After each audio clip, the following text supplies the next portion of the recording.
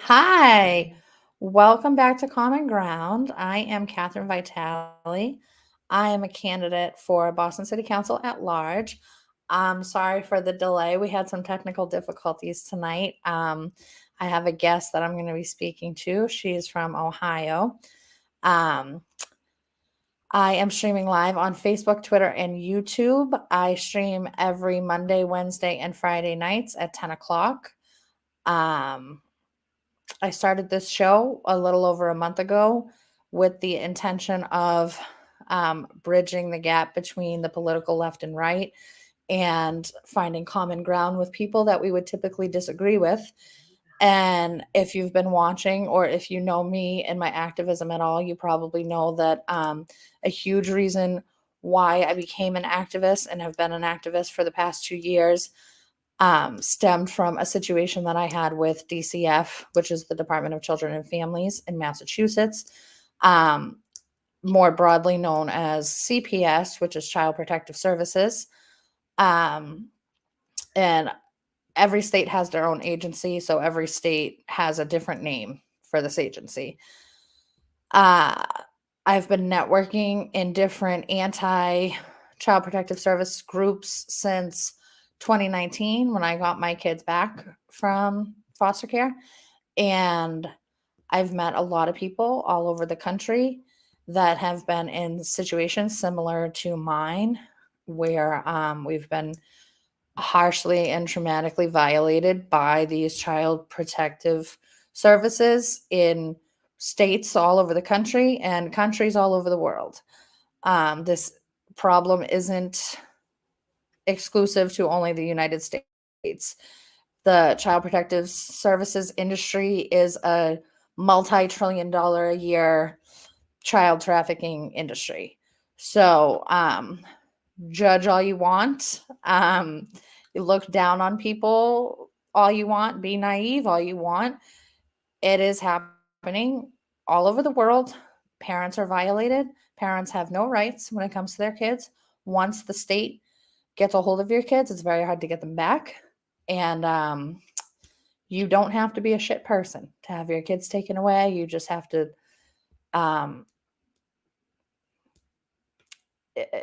be a parent, really, honestly. So I have mother and daughter, Lorelai and Rory, that I'm speaking with tonight. We're just going to use audio to not necessarily protect, but just not reveal identities. So Lorelai, do you want to introduce yourself and tell us a little bit about what's going on in Ohio? Yes, I'm a mother of 4. I'm 45. I've been a mother for 22 years, and I currently have 3 of my children in the system here in Ohio. Honestly, nothing that I did to my children to get them in the situation that they are in. In Ohio, pretty much, I want to say 36% is what I read recently on the statistics. 36%. It could be more. That could be just the 1 and under mark. They are removed for dependency. I just learned from you that you didn't even really understand what dependency meant. Yeah, so I'm in Massachusetts, and here we have abuse and neglect, and I've never heard of dependency. That's not to say that category doesn't exist here. I've just never heard of it. So, right. Can you explain to us what that means? Yes. Well, as defined in the Ohio Revised Code, a dependent child means either one who is homeless or destitute or without adequate parental care through no fault of the child's parents. Could also mean a child who lacks adequate parental care by reason of the mental or physical condition of the child's parent, who could be any child whose condition or environment is such as to warrant the state in the interests of the child and assuming the child's guardianship. And then there's also you have to be both of these to be dependent. The child is residing in a household in which a parent of the household committed an act that was the basis for an adjudication that a sibling of the child, basically meaning that if the mother or father had a different child removed of the sibling of that child at an earlier date. And because of those circumstances surrounding the removal of that sibling, that the new child, that those conditions would make the child in danger of being abused or neglected, basically saying, best predictor of future behavior is going to be passed. That's how most of the children in statistics that I've seen and graphs that I've seen they're taking these children because they're dependent. And that's really not even how the system started when they even started these social agencies. Dependency was defined completely different. I'm getting to that document right now. Bear with me for just a second. Yeah. Let's see. Because I just learned this tonight also.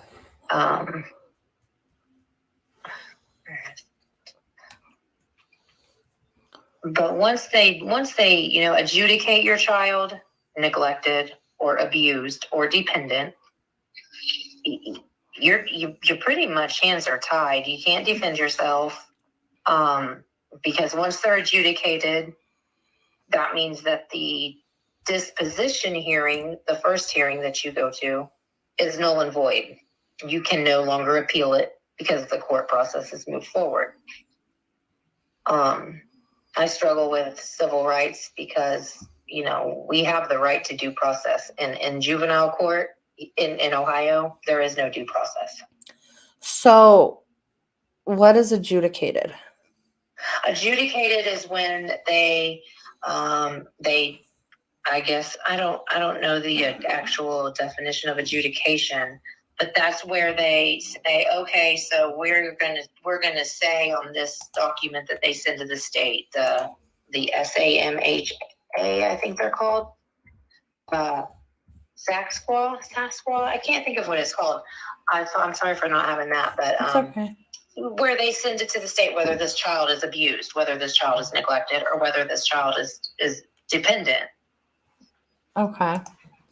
Some children do fall under the category of being neglected and dependent, or abused and dependent. I've been a mother for 22 years. Show me a child that's not dependent. Yeah. So what does the process look like when they remove a child from the home in Ohio? What does the process look like? Because so for me, when they took them, I got a phone call, it was reported that day. I got a phone call letting me know that there was a report made that day. And then they came to my house 2 hours later, interviewed my family for 2 hours, and left with my kids. It all happened in one day. In one day? Yeah. Is that how it happens there? It maybe would have happened that way if they could have maybe got a hold of me in one day. But see, the way it worked in my case is they kind of had to get their ducks in a row in order to basically come in guns blazing. Is that because you were already privy to how things work a little bit? Say that again? Is that because you already were kind of familiar with how things work? No, I think they were familiar with how I worked. Okay. I had a previous case with them. So yeah. So they kind of knew what they were going into, and they knew that I wasn't the person that I was the first time around. Yeah. And they knew that they were going to have to, there was going to be a struggle this time, basically. Yeah. But I found the dependency when they first started this social agency garbage. Dependency would be parents that were arrested. or in the hospital and had no appropriate family members able to take care of the child. That's how they called dependent children then. I don't know how it got morphed and twisted and manipulated into this whole, oh, well, we can't say they're abused and we can't say they're neglected. So we're just going to go with dependent because, we can use that one. Yeah. But how it's supposed to look here in Ohio is when they receive the case or the allegation of abuse, they're supposed to investigate. They're supposed to make contact with the children and the parents. Yeah. To basically open an investigation, to decide whether they're going to open an investigation or not. Yeah. Well, when you have a file come in and they already have you had your name run across their desk, that automatically opens up an investigation. Yeah. No matter what. They're supposed to give you a safety plan, which is basically, that's the first thing they do is they give you 14 days. You give them an emergency person that you trust with your children for 14 days.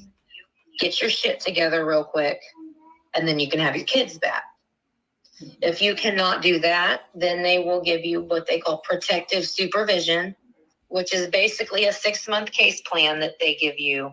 You have to complete everything while your children are in your care and in your home. You go ahead and jump through their hoops. You play their little circus act. You be their circus animal, and everything's cool, and they'll go away. Yeah. Well, in my case, I had an infant. He was my last child that I had. I had him in the home for 107 days. That's when they removed my children. After I had my child in my home for 107 days with all my other children. Yeah. They basically attacked me with all these false allegations that I wasn't able to defend myself against. And they knew this, so they blindside you in court at this disposition hearing where they throw all these false allegations at you, and you cannot defend yourself because you don't have a right to an attorney at your disposition hearing. Why don't you have a right to an attorney? I have no idea. That's in my county, anyways. That is the rules of the court. They do not have to. They don't have to allow you to have a public defender or a paid attorney. Immediately following my disposition hearing, I of course immediately ran out and hired an attorney. Obviously, didn't do me any good. Where does the disposition disposition is a hearing in the court with the judge? The disposition hearing is and here in my county was with the magistrate.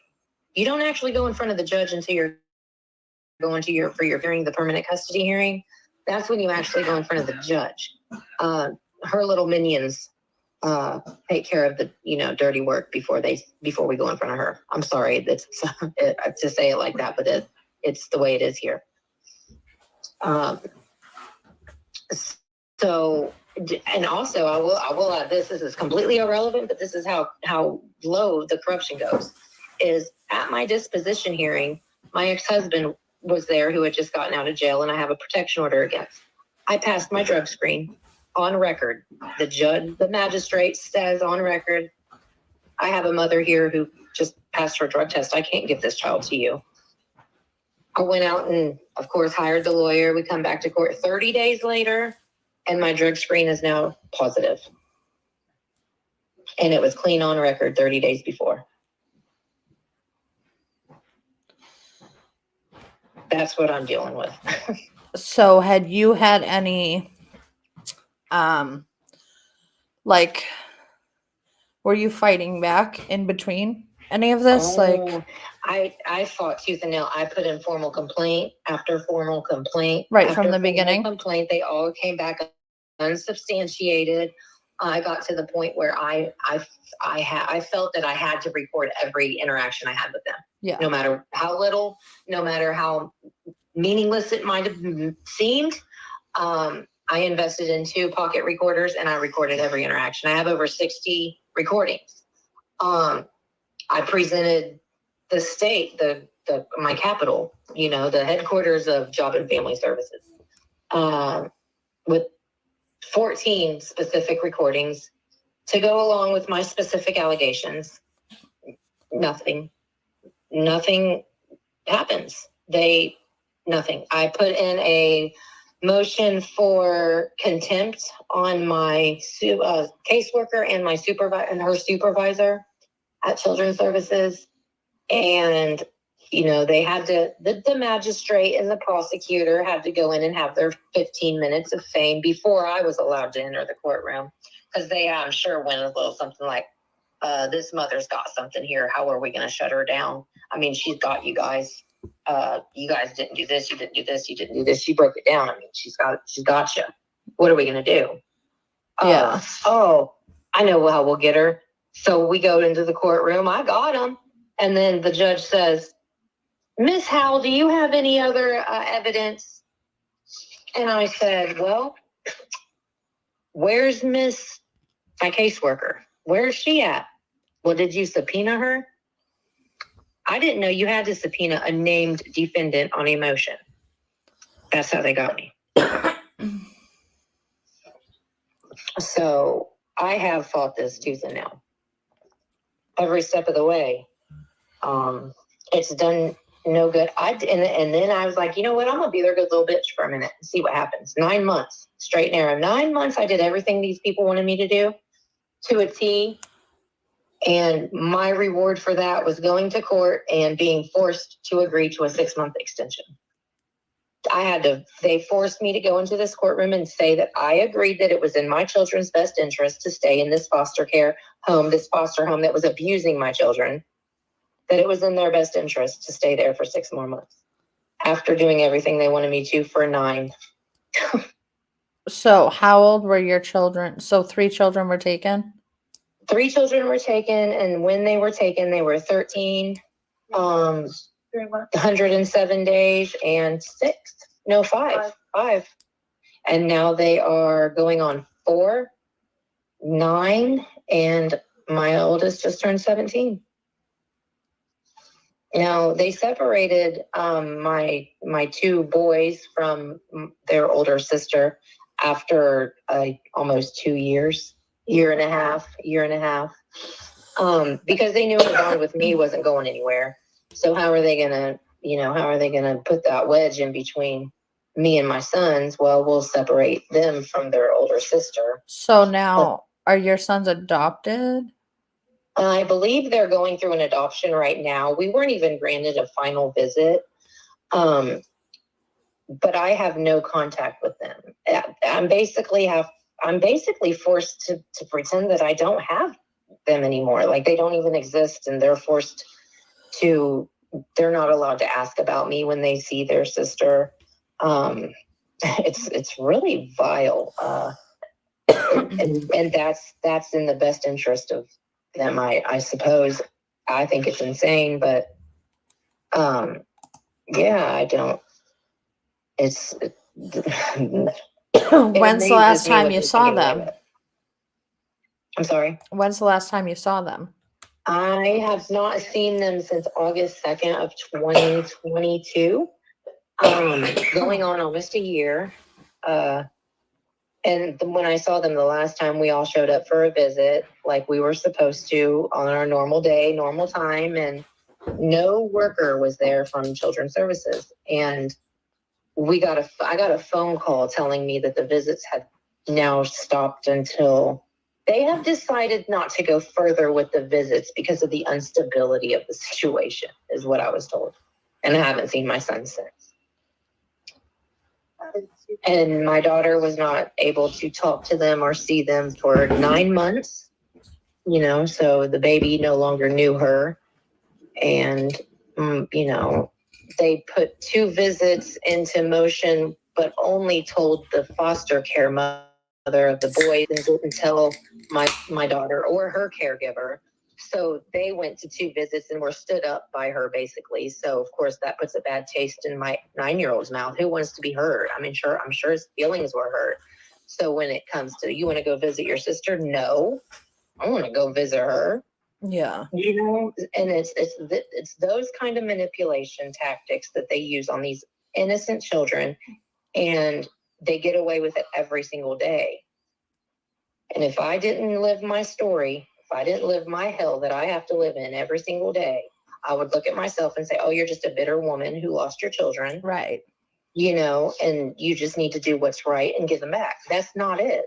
I tried that. Yeah. They want your kids. They're going to get them, and they will do whatever they whatever they got to do to take them. Anybody tell you, or I tell you, let me hear somebody say they don't take children. They don't want to take your children. It's job security. They don't take your want to children take your for no children. reason. Otherwise, they don't have a job. Yeah. The bailiffs, it's job security for them. It's job security for the clerk of courts. It's job security for the magistrates and the police.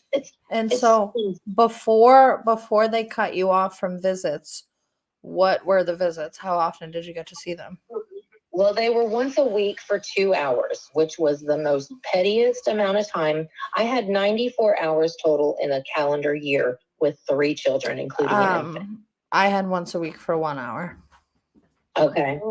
Now they did go down to 1 hour after COVID. See, I got my children taken a week before Christmas in 2019. Then COVID hit March of 2020.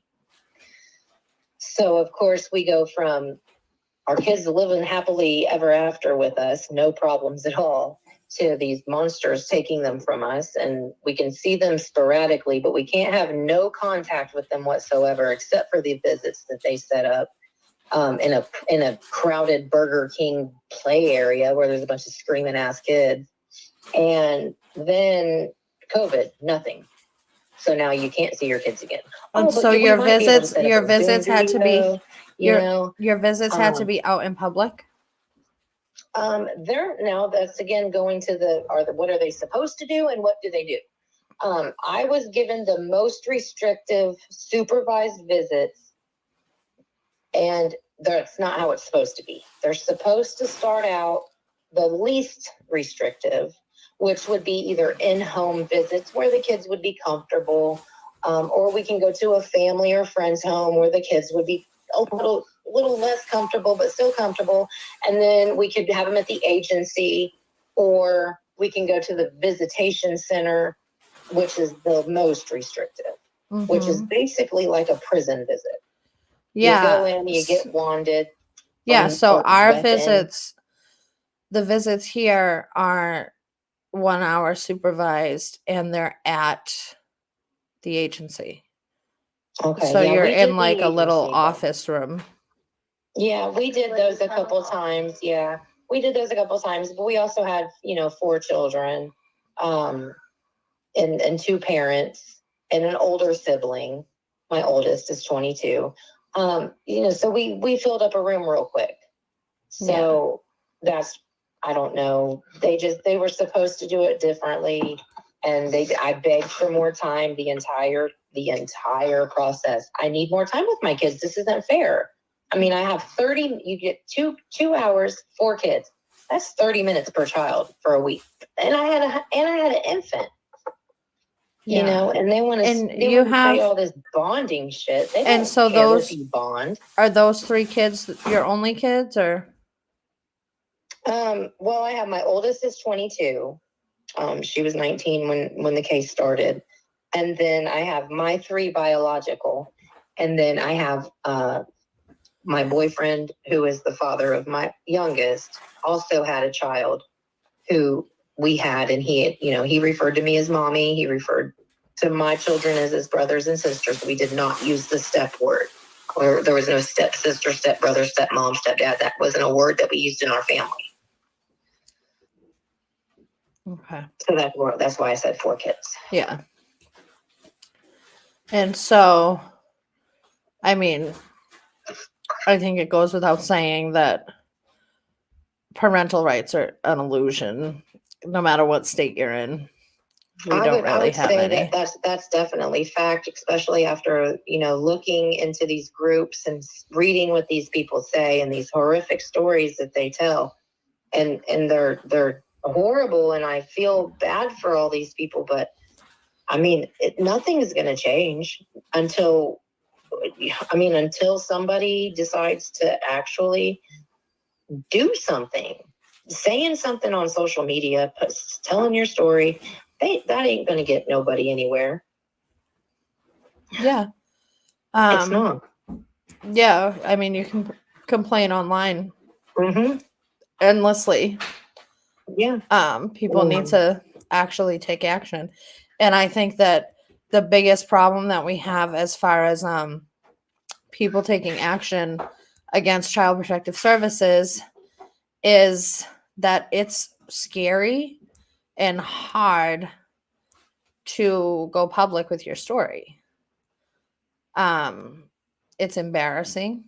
It's looked down upon, shameful. People judge you. Yeah. We have, just like we once were naive, thinking, Yeah. if your kids got taken away from you, then you must be a horrible person.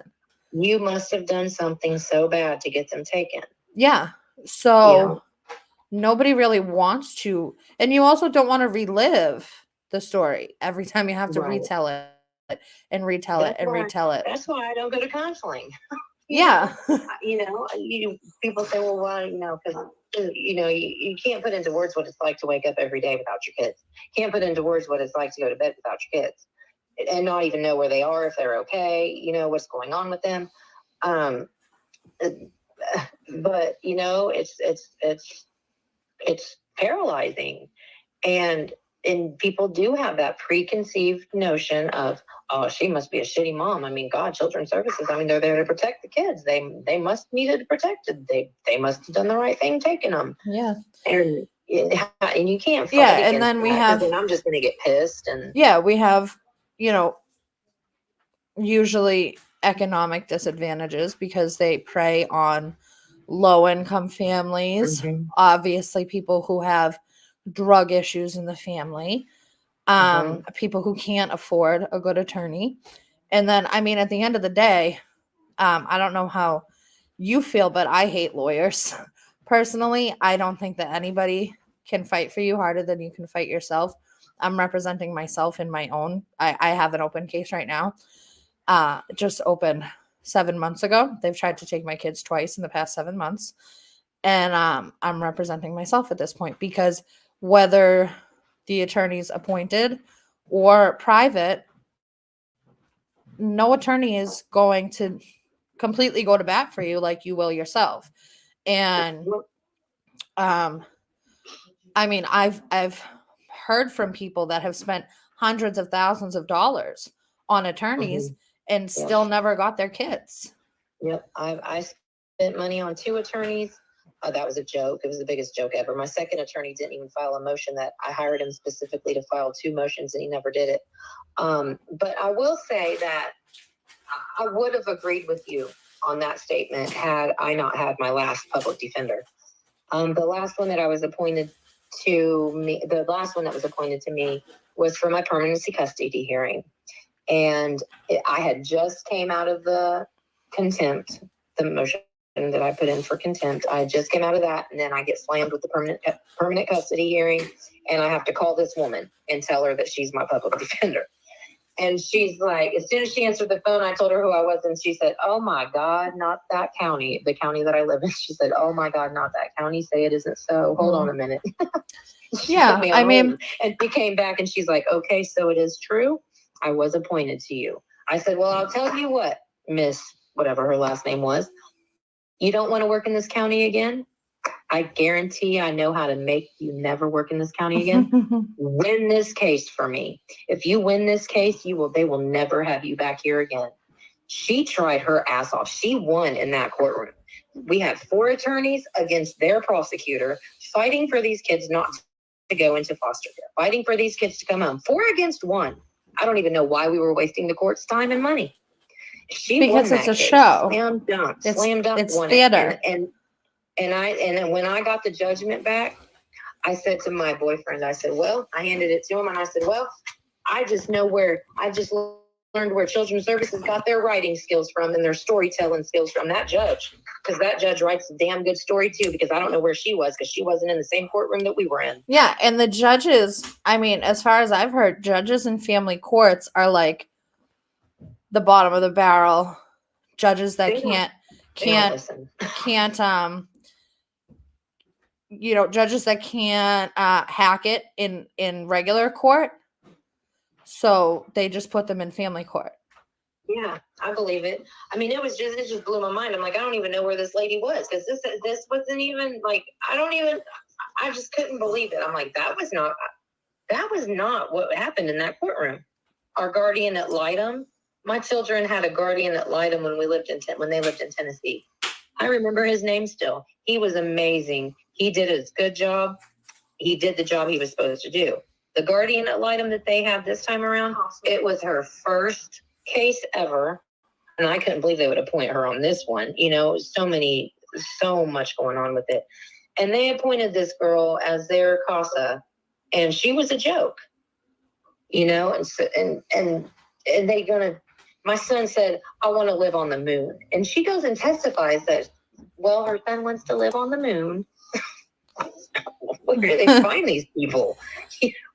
I mean, they're all a part of the same group. So I mean, yeah, there can be one in a million. There can be one in a million decent people who are attorneys out there somewhere. Yeah. There I have to take few my and daughter. This is a unique situation, and I'm sorry to interrupt you. it's okay. My daughter lives I have a transition home that's right next door to me. It's a very unique situation. They've said they've never seen it before, but they placed my daughter right next door to me, 20 feet away. So terrible of a parent that I can't have her, but she can be 20 feet away from me. So I have to have her back by 11 tonight. They agreed to let her stay till 11. So if I could just excuse myself to just run her over there, and then I will be right back. Okay. Okay. So I will be right back. Thank you. I'm sorry. It's okay. Are you still there? I'm getting ready to leave. Okay. Are you gonna stay on the line and just mute yourself, or Yeah, are you gonna? When I say 20 feet away, she's literally right next door to me. I just live in a neighborhood, and they just happen to have a house right next door. Okay. So just mute I can't make this stuff up. I promise. mute yourself for a minute, and then just let me know when you're back. Okay, I should. All right. So I did want to address the comment here. How can you fight for yourself? And I'm assuming you're in California because you said you were told by California social worker. Represent yourself. Educate yourself. Get online, network.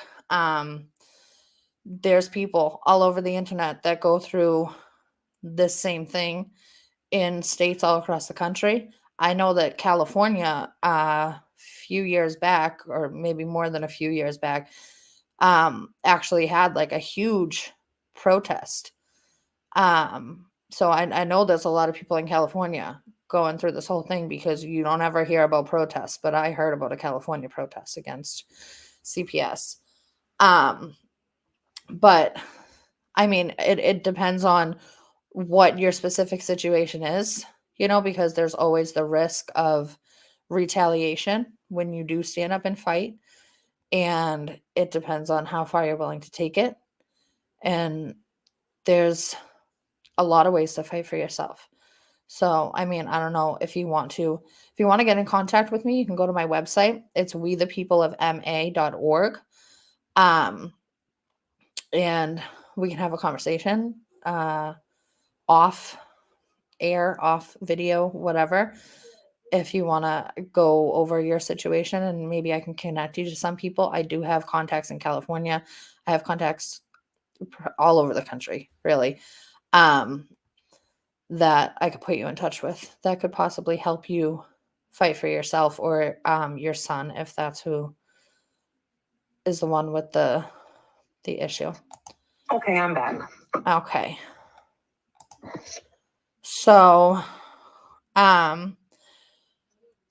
so I think that you are you, I don't know if you're working on, something that you might think that is a solution, or if you're looking for people to connect with. Well, I've been beating my head against the wall about this for, honestly, probably since the last time I saw my boys. Always had that little bit of hope. I called them, we visited on Tuesday. I called them Torture Tuesdays. As much as I loved them, they tortured. Tuesdays was torture for me. Ever since the last time I saw my boys, I have been brainstorming. What can I do? And honestly, it might not even be something, there might not be something that I can do for myself and for my kids. But if anything can be done to save one family from being murdered by this agency, that would make me satisfied in my life. Right. Because they have to be stopped. And like I said, if it doesn't happen the way I want it to happen, I just don't see it being productive. I think everybody needs to move at once, and only the serious ones, only the ones that really didn't abuse their kids, the ones that didn't have, the right to have their kids taken from them. Yeah. If you did abuse your kids, sit down and shut up. Yeah. Let the people go back and get their kids that didn't deserve them to be taken. You got Black Lives Matter. That was a huge movement. We can all agree. Well, you saw, I saw it in your office too. Kids' lives matter. Children's lives matter. These are our future. The children are our future. We have to save these children because nobody else is going to. Our government's not gonna. They're the ones taking them. Right. And, what I always say, as far as myself trying to get into politics and being, involved in local politics is that, if we don't get involved and if we don't fight now, then what kind of a world are we leaving behind for our children? Like, Correct. we have to, if we don't fight, they're going to have to. So Well, what kind of a parent, what kind of a parent are you? I don't want my kids to have kids. The way that the world is going to be left right now, Yeah. And I don't want that. I don't want that for my kids. But at this point right now, my wish for my kids is that they don't reproduce. Yeah, which is a horrible feeling to have, I'm sure. It is. But there just needs to be. I don't care if it's 2 people in every state, if it's 2 people in every county. If we don't go all at once, same time, same day, and just go and raise as much hell as you can, our voices will never be heard. And, my daughter, the 17-year-old that I just took back, she is the ambassador for the Foster Youth Association of Ohio. And she had to fight this agency just to go to a Foster Care Youth Association meeting that she had the right to go to every single time they had a meeting. She finally was able to get her foot in there, and she had wrote a paper that I kindly left in the juvenile court's lobby. It sat there for 5 months. It wasn't untouched because I left a lot of copies, but it sat there for 5 months. And then when we came back and then the CASA worker found it, it was, oh God, this mother's just going to burn in hell because she put her child's paper that her child wrote about her experience with this agency and the foster care system. But her voice wasn't heard any other way. Yeah. They don't listen to these kids. They don't care. They tell them to sit down and shut up. Do what you're told, and when they say anything, when they come forward for abuse, all it does is make the kids' situation worse. They're not heard, and they are the ones that need to be heard the most. Yeah. Look what I got to say. Who cares what I got to say? You took my kids. Everybody going to judge me anyways, but listen to the kids at least. I mean, damn, if they want to go home and they're crying to go home, they probably weren't being abused. Yeah. And that's what's happening all over our country is you got kids that are trying to go home and they won't let them. They tell them their parents are shit. I mean, they do everything that the parents are accused of doing in order to remove them. They turn around and do the same things to those kids. Yeah. I would love to get a class action lawsuit. I mean, you got class action lawsuits on everybody else. You got powder, prescriptions. You know, you name it, there's a class action lawsuit on it. Yeah, so I think Well, the part where that we got screwed on that was that every state has its own agency. oh my gosh, it's the discretion. I hate that word. At the county's discretion. Yeah. That is what's killed it. They don't have to follow federal law. Because you look at the federal law and you're like, wow, wait a minute, they weren't supposed to do this. Well, they weren't supposed to do this. So then you contact your state's capital and your state says, oh, well, you know what? That we gave that to that's the county's discretion. And then what's the county's answer to that is, well, we can do what we want and we change the law as we go, as we see fits for us. Yeah. It's disgusting. And that's where it is. That's just like the police. They give the police too much discretion. They gave the agencies way too much discretion. And I can't go walk into any agency and go tell them how to be a better social worker. So what gives them the right to come into my home and tell me how to be a better parent? Mm-hmm. When they're not educated on anything. They're not educated on drug and alcohol abuse. They're not educated on mental health. Like, they're not educated on And a nothing. lot of the time, they're not even parents themselves. My caseworker right now is not, and it kills me. She could be, I think she's my oldest daughter's age. Like her and my 17-year-old get into it like they're sisters. She texts her like K or yep. Yeah. Like, what is going, what is going on? Can you talk to her like a professional? Yeah. And like in the sibling separation, that's what my daughter is working on with the Foster Youth Association and the Senate. She has a meeting with the Senate next month about this sibling separation. You can't. I don't understand how they're legally allowed to do that to children, to separate them from their siblings. I don't understand how they're legally allowed to separate parents who, if you have parents that are willing to go once a week for the rest of these kids' lives, just to see them, to make them know, I love you, I'm your mother, and I'll never not love you. Why wouldn't they want that for children if they're all about their best interest? Yeah. And I could talk about this until the cows come home, and it doesn't make a difference. But I just, it's happening. It's happening everywhere. They lie, they cheat, they steal, they forge documents. I mean, and nobody has to pay except for the children. Yeah. So, yeah, I'd love to continue, maybe a continuance or to be continued or a sequel to this. Oh yeah, definitely. Maybe, more people might tend to want to get involved. But until, you have the smart ones that you can put in places, but you need the loud ones too. Sometimes the smart ones aren't very loud. I'm both. Yeah. Fortunately. But I've done it all. I've picketed in front of my county's office. I've passed out water bottles with labels that I, created with statistics to the county, the community, and I've done the formal complaints. I've taken it all the way up to the state capitol, and I still sit here without my kids. No contact with my sons. Yeah. And then they conveniently placed my 17-year-old right next door to me. This just happened a month ago. Actually, it was like 3 weeks ago. So, explain that one.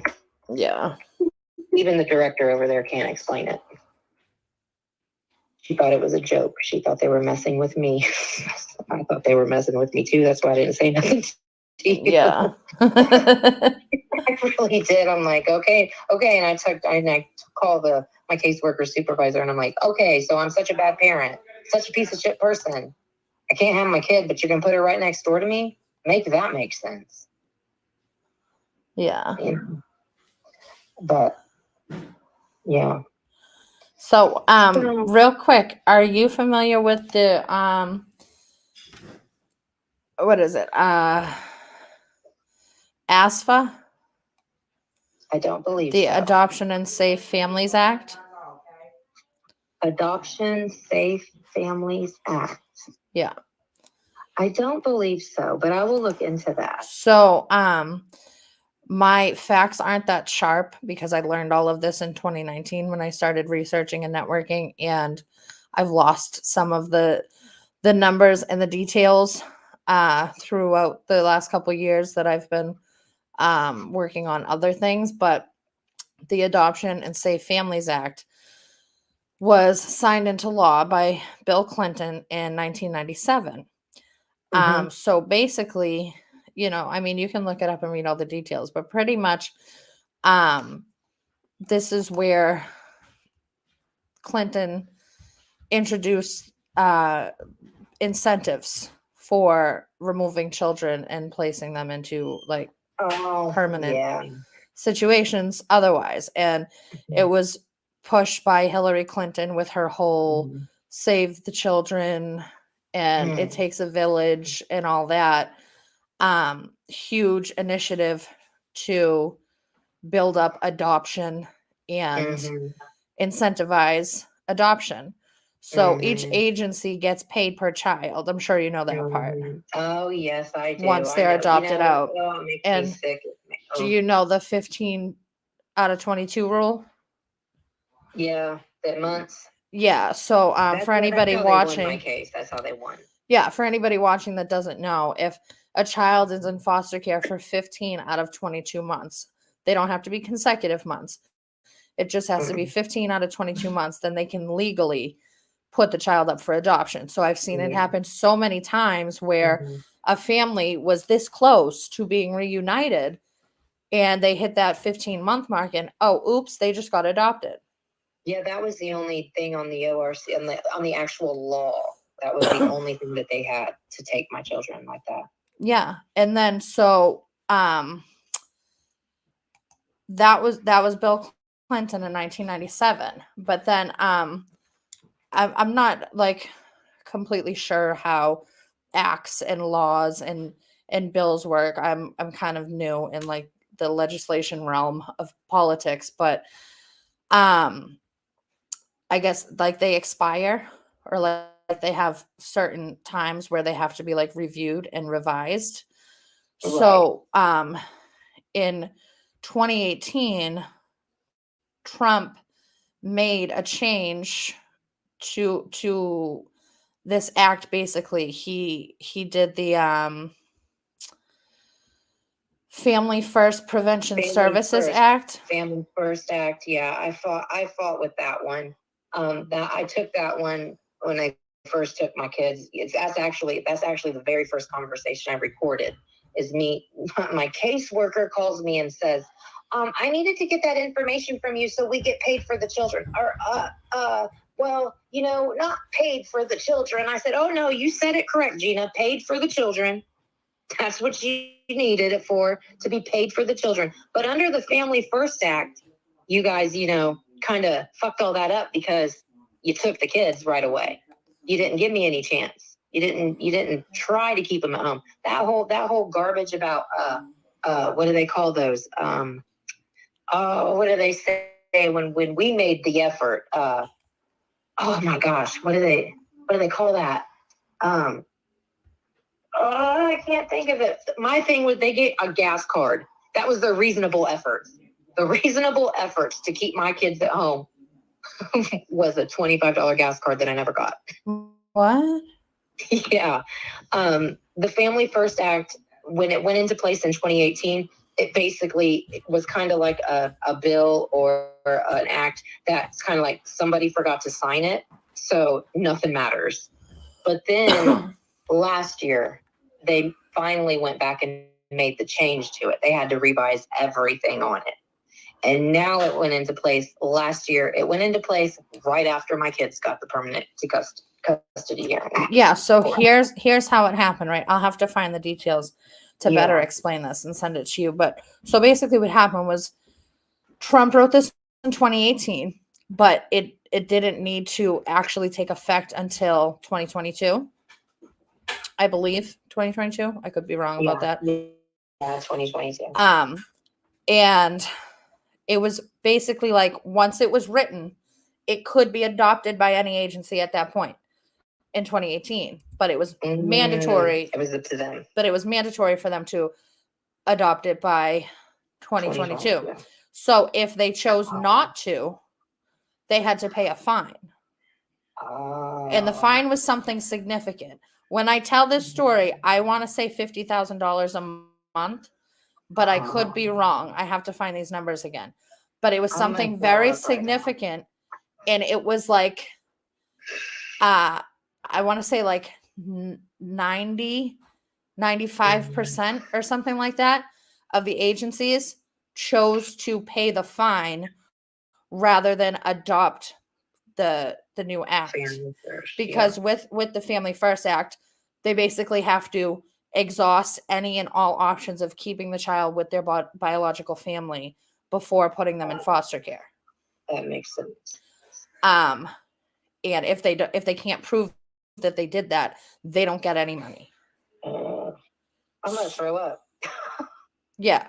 on that So one. Oh my so God. instead, so you can only imagine how much money they're making if they're choosing to pay that Right. big of a Oh, I fine know how much money they're every making. month. So Yeah, I know how much money they're making. um I mean, I and know, then I know. you know, by I don't know what changes were made to it by 2022 because I've been Mm. involved in many other issues aside from child protective services over the past 2 years, so I haven't been paying much attention, but I'm sure that they did change it in 2022, and you know, because now that Trump's gone, they were Mhm. able to probably Mhm. erase whatever good was in it and fix Mhm. it the way that they want it, you know. So I don't know what Well, it is now. Well, if you have any in your network, any people that are like gung ho, extreme anti CPS activists, give them my information. You know, like I didn't reveal this. My middle child, basically, he was born addicted to Tylenol 3. And of course, there was a lengthy investigation because who gets a baby born addicted to Tylenol 3? Well, long story short, he ended up being on the opiate lawsuit, class action lawsuit, and he had a $500,000 trust put into his name right before they took my children. And a government agency, is the only people that can touch that trust fund other than my son before he turns 18. I mean, he can't touch it before he turns 18, but they can. They're the only the only entity is what they say. Your son got a $500,000 settlement and then they took your kids. Exactly. And that was just the first round. The first round of that was the first settlement. And I don't even know how much he could possibly have in there right now. But yes, that's why they took my kids. Ultimately, that's wow. why. And it makes me sick. Renee says California is 12 months and 18 months, not 1522. 12 months? So if kids are in foster care for 12 months out of 18 months, they can be put up for adoption. And they're taking them even just as easier in California. I mean, ultimately, the dependency thing in Ohio is what's killing cases. It's what's killing families. It's what's getting them the right to take kids. I mean, whole dependency thing. The government is what's killing families everywhere. Right. And when the government giving these people discretion to make their own damn laws. Yeah. And that's why, crazy. You know what I said to you earlier. The world has evolved. We have all evolved. Society has evolved. It's time for the laws to evolve. Yeah.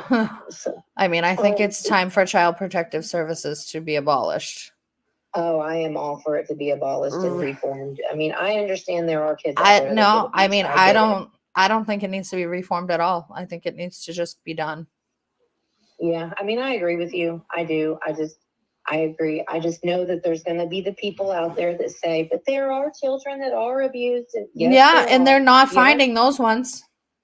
Huh? They're not finding They're those not ones helping those. No, because they're absolutely way too not. busy digging into to low income, vulnerable families that can't fight back. Yep, absolutely. And well, not even just low. They're very picky. I wasn't necessarily the low income. They sought after me for my son's money. Mm-hmm. You know, but I had in our county here, we had a little girl die last June. In her home, being neglected by her mother. Children's services had been called twice. They neglected to check on her.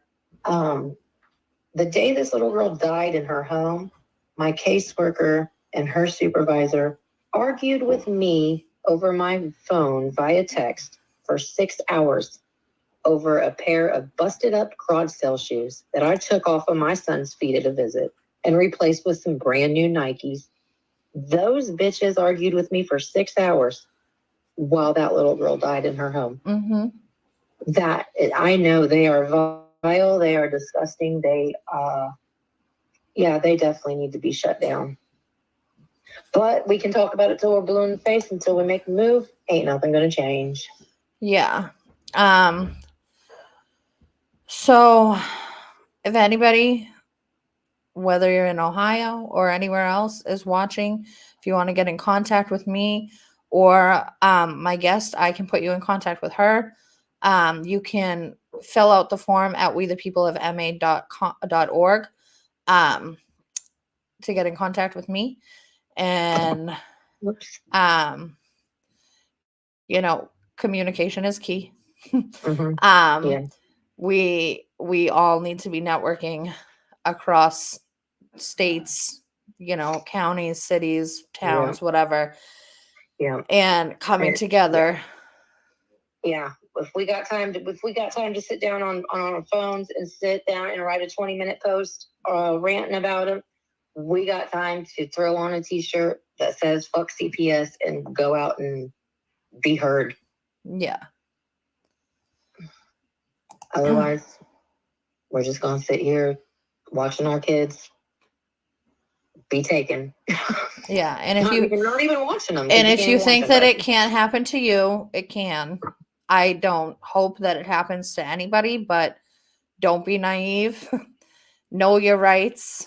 Mm-hmm. Know your rights depending on your state, because me and Lorelai learned tonight that there are some different things between Massachusetts and Ohio. And protect your children. It's your God-given responsibility to protect your children. And without you, then they're just opened up to all of the bad things in the world. So yes. Yeah. And it's bad. It's bad out there. I've learned stuff this past couple weeks that I never want to know. Yeah, and one of the most effective things that you can do is go outside and talk to somebody face to face. Talk to people in your neighborhoods, talk to people, get involved in local politics, talk to your local politicians, talk to people in real life, not on the internet. Stop complaining on Facebook. I mean, like you're watching us on the internet right now, but this is a tool used to spread the word, used to get people to start the conversations and, offer guidance where it's needed. But this isn't it. This isn't all we're doing. We're out there in real life too. Yeah, and if you want a good place to start to find people that are going to agree with you, go to the places where you had to take your classes that they forced you to take. Go to the places where you had to have your visits. Those parents are going to exit those places again. You can go and talk to the parents that are in the same situation that you might have just been in.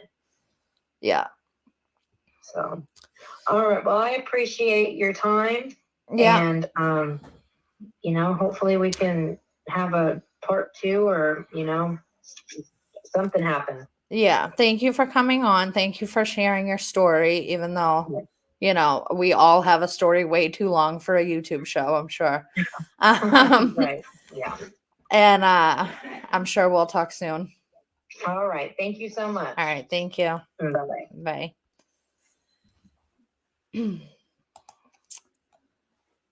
Yeah. So, um, Ohio, that they have a dependency thing. Now I have to look into that and see if we have that in Massachusetts because I've never heard of it. But I also have somebody else in Ohio that contacted me today, which I thought was kind of strange. I don't know if we were maybe seen in the same Facebook group or something, that hopefully will come on the show and share their story too. And what they're doing to fight back. We're gonna get loud enough to get international attention. Everybody is worried about BLM and all this other bullshit propaganda, but parental rights should be the number one priority. I agree to an extent because rights need to be the number one priority because we're losing sight of all of them. And tonight was the first time that I talked to this Lorelei in Ohio, so I haven't really had, a big enough conversation with her yet to, talk about all of the things. But she's definitely where I was in 2019, where I was networking with people, fighting the anti DCF CPS fight and thinking, I got to build a nonprofit. I need to get people to stand up and fight for parental rights. And I realized very early on that it's all politics. I don't think that I don't think that anybody's ever going to win in court. I don't think that we're going to win on any one single issue because there's so many issues, right? And that's part of divide and conquer. That's part of how we got to where we are today after the last 3 years, because they divide us on anything they can: race, gender, sexual orientation, political leaning, and we're in a constant perpetuated cycle of fighting over things that don't even matter when there's real problems happening while we're not paying attention. We're fighting each other when we need to be fighting the government. And, so when it comes down to which fight do we fight and when, we need to be fighting all of them. And I mean, we always want to talk about the line of division that we are perceiving as a vertical line when it's a horizontal line. Okay, it's the 99% against the 1%. It's us against the government and the elites. It's not black versus white, straight versus gay, low and, whatever. We're all under attack. We all have to stand up and fight. And we need to stop, fighting one issue at a time and staggering ourselves to, get to where we need to be. I wish more people would see this too, share it. But yeah, I mean, there's so many issues and so much to talk about. Way too much for a 1-hour YouTube show. And way too much for one person to attack all the issues. And we need to realize that, like, we all need to take a step back and look at the bigger picture. We need to see it for what it is. And, I was told by somebody last year, one of the best things that I've ever heard that I love to repeat is everybody's political, whether it's by choice or by force. Okay. I didn't pay attention to politics, and I think that that's the case for most people. I wasn't paying attention to politics at all until really 2020. I registered to vote when I turned 18. I voted for Obama twice because he was black and I wanted to witness history and see the first black president. And, and then I voted for Donald Trump because that's what made sense. What I was seeing in the media was businessman or criminal. It made sense to me to put a businessman in office rather than, well, obviously the criminal, but, we always have these career politicians and lawyers in political offices. So maybe if there's a businessman in there, he might actually get something done, right? And then I started being vocal about being a Trump supporter on social media and whatnot, around like 2016 to 2018 era. And I got a lot of hate. And all of a sudden, people from my childhood that I grew up with were unfriending me or calling me racist.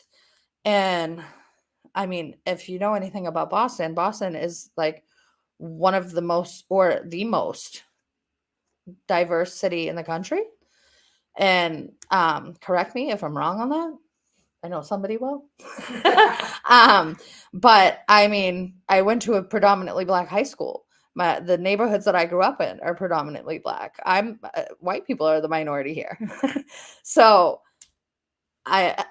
for people that I grew up with to suddenly call me racist just because I said that I voted for Donald Trump was outlandish and ridiculous to me, but that's what happened. And then I started paying attention to politics in 2020, working on a political campaign and realizing that it's all an illusion. All of these people are on the same team. It doesn't matter, left or right, Republican, Democrat, whatever. They're all the problem, especially anybody who's been in office during the past 3 years. Nobody did enough. Nobody fought for us. Nobody, you can say what you want about South Dakota or Florida or, how they handled the last 3 years or whatever, but they still did things wrong. There's always some level of controlled opposition. So, whether it's with South Dakota or Florida, I don't put those governors on any higher pedestal. They were all in office for the past 3 years and we all got screwed. So fuck them all. We need to stand up and do this ourselves. Regular ass people need to run for office. I see all these lawn signs out around Boston. I don't know if where else they are, but since 2020, I've been noticing them and they drive me nuts. They say just vote. That's their thing. We need more engagement. We need more voters. We need more people to come out and vote. No, don't just vote. Educate yourself before you vote. Don't vote for a color. Don't vote for a party. Don't vote for a sexual orientation. Vote for a person. Register as independent or unenrolled or whatever the fuck the middle is called in your state and vote for people, not a party or any other reason. Do your research or don't fucking vote. And at this point, don't just vote, run. People say don't just stand there, run. Don't just vote, run. We need more candidates. We don't need more voters. We need more candidates.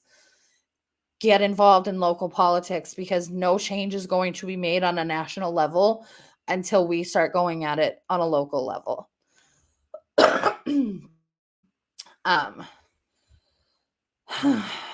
What do we have here? Obama, half black and half white equals black because hashtag climate change.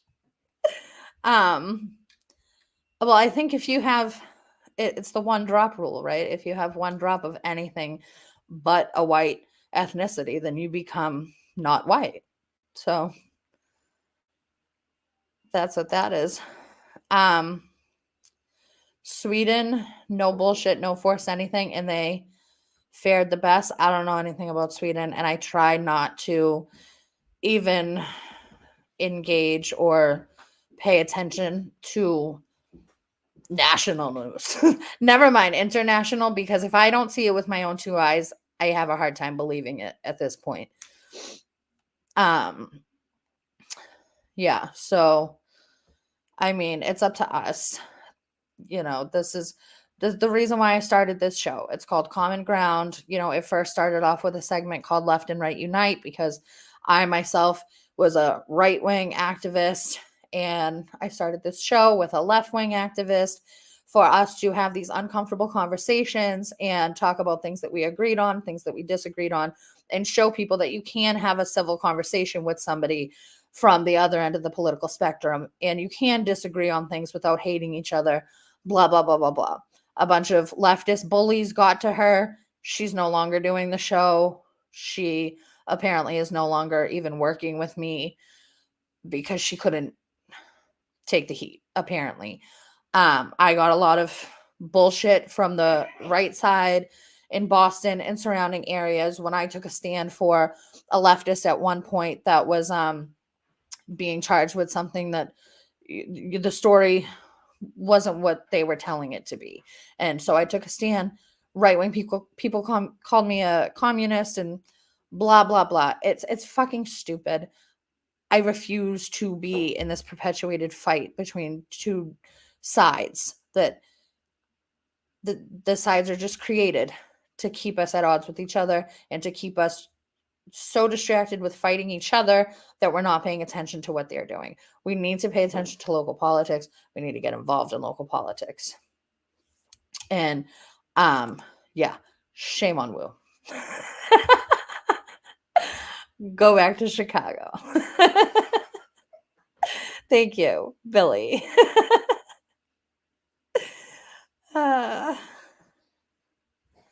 Yeah, and definitely I think that a few like anti-child protective services people tuned in tonight because of who the guest was. We shared it in a few of the Facebook groups. So thank you for watching if you've never watched before.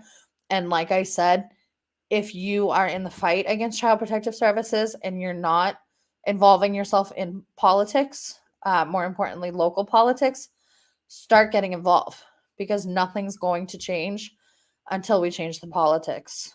That's the most important part. And if you think that you're a Democrat or you think that you're a Republican or you think that you're on the left side or the right side, blah, blah, blah, blah, blah, it's an illusion. Stop identifying with a side. Just get outside and talk to people and communicate with your neighbors regardless of who they voted for or what color their skin is or what their sexual orientation is or whatever. We can't be at odds with each other while fighting in a war. We have to come together and we have to fight together. I don't know what this is. Oh, Agenda 2030. Right. If you're in the anti-CPS movement and haven't been paying attention to politics yet, look into Agenda 2030. It's definitely need to know information. This is a Substack that has tons of information and research on it. So you don't even have to go digging around.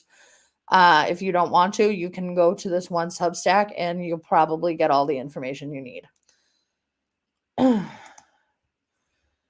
In California, if you have a medically fragile child, that FFA gets $6,000 to $10,000 per child. Bad foster parents fight the family reunification process for parents to get their child back. Yeah, so like we were talking about earlier, it's the Adoption and Safe Families Act that was passed by Bill Clinton in 1997 that incentivized adopting out foster kids. They get, as far as 2020, they were getting $5,000 to $10,000 per kid, based on the case, based on the kid. So a disabled child would garner more money, or a child with, medical needs garners them more money because I guess they're probably harder to adopt out. And like I was saying earlier, the 1522 rule that goes along with the Adoption Safe Families Act, where if they've had a child in foster care for 15 out of 22 months, then they can legally put them up for adoption, and there's nothing you can do about it. You lose. Donald Trump attempted to change this in 2018, writing a new bill called the Family First Prevention Services. Family First Prevention Services Act. And the majority of state agencies opted to pay a fine rather than adopt Trump's new act. And in this act, they would have to exhaust any and all possibilities of keeping a child with their biological family before putting them in foster care. So, and if they couldn't prove that they did that, then they don't get the funding. So, that act wasn't actually like mandatory to adopt until 2022. So, I'm sure that when they got Trump out of office, they changed that. And it's probably different now, but I don't have that update. Sorry. um, but yeah. Child protective services are corrupt, but the whole government's corrupt. So if you want to fight for parental rights, get in the fight for everything, because we have a huge fight ahead of us. We have a lot of issues, and choosing one issue to fight for, I don't think is going to be highly effective. But like I said, if you want to get in contact with me, you can go to wethepeopleofma.org and fill out the sign up form. I apologize, there's no content on the website yet, still, because I'm not a web designer. I am a single homeschooling mom of 2 small children, and I am running for Boston City Council at large, and I've been an activist and unemployed, and I have a lot going on. So I will get content on the website someday. But for now, this show streams live every Monday, Wednesday, and Friday at 10 p.m. on Facebook, Twitter, and YouTube. If you are watching from Facebook, because that's where most of my viewers come from, or Twitter, please go to the YouTube channel, which is called People's Press Media, and subscribe to the channel. We're trying to get to 1,000 subscribers so that we can be able to stream live while we're out taking direct action in public, protesting or just addressing public officials when we see them. So go subscribe to the YouTube channel, and turn the notifications on so that you can see when we go live. I anticipate bringing guests onto the show multiple times a week. Sometimes it's just me. But if you want to be a guest, contact me on the website, let me know. Or if you know somebody else that should be a guest, let me know. I don't just talk about child protective services on here. I talk about any and all issues that affect the people. So if there's something else that you want me to talk about, a topic that you want to suggest, let me know. Other than that, it's been, we did get a late start tonight. I usually start at 10, but we had technical difficulties with the guest, with the video and the audio. So we didn't start until 10:30, but I'm in the signature collecting phase of my campaign right now. So I have to be up early and out collecting signatures tomorrow. So I'm going to end the show here. And I will see you guys on Monday at 10, but I feel like I might possibly do another live at some point over the weekend. So make sure you're watching out for it. And I'll see you next time. Thank you for watching.